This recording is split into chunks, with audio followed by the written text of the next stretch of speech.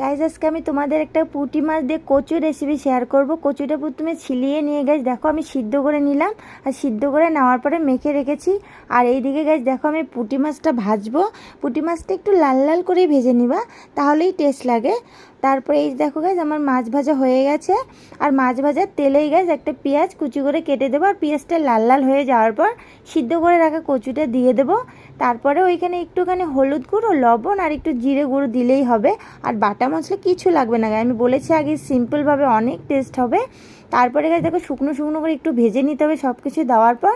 তারপর পরিমাণ মতো জল দিয়ে একটু ফুটিয়ে নিতে হবে। একটু ফোটানোর পর গাছ দেখো আমি এর মধ্যে দিয়ে দেবো মাছটা, ভেজে রাখা মাছটা দিয়ে দিলাম। আর ভেজে রাখা মাছটা দেওয়ার পর আর একটু ফুটিয়ে নিয়ে দিতে হবে ধনেপাতা। ধনেপাতাটা দেওয়ার পর আর 2-3 মিনিট সিদ্ধ করে নিলেই হবে, তাহলে আমার কচু রেসিপি হয়ে গেল। আর আমাদের বাড়িতে এরকম করেই বানাই গাইস, তোমাদের বাড়িতে